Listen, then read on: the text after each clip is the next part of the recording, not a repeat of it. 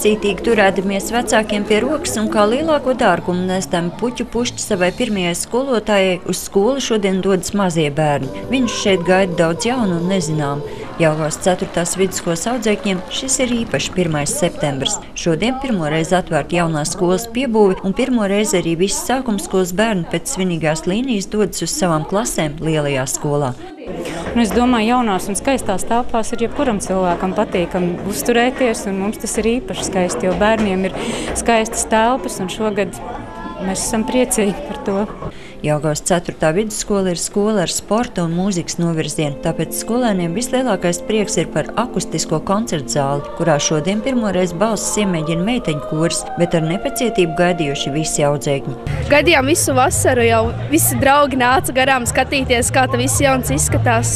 Skolas direktors Agris Cauns, saņemot no Taķienas Koķis rokām Izglītības un zinātnes ministrijas dāvanu čeku 500 latu vērtībā sporta inventāru iegādājas smaida, taču viņam gluži tāpat kā citiem pedagogiem optimisms šodien sadavies rokās ar pesimismu.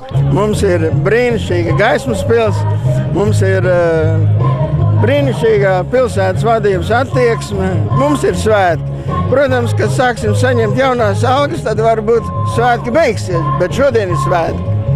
Es vienmēr gaidu 1. septembri. Šodien mazliet tā skumja ap sirdi, jo tādas, negatīvas pārmaiņas, tas nepriecē ne vecākus, ne skolotājus, es domāju, ne sabiedrību. Jelgavas pilsētā šodien skolas gaitas uzsāka vairāk nekā 600 pirmklasnieku, bet pirmo reizi pēc daudz gadu darba ziedus no saviem audzēkņiem nesaņēma gandrīz 100 pedagogu. Tomēr aicinu skolotājus nenodoties pesimismam un nepāriet uz bezdarbnieku status, kaut gan tas ir, protams, katra cilvēka brīva izvēle. Mēs radīsim iespēju mācīties, gūt, kā es teicu, jaunas prasmes, iemaņas, meklēt nodarbinātības iespējas, un arī vismaz 6 mēnešu garumā būs arī stipendija cilvēkam. Un jāsaprot, ka Latvija var veidot, tautsainicība var attīstīties tikai tad, ja cilvēks strādā, nevis dzīvo uz bezdarbnieku pabalsta.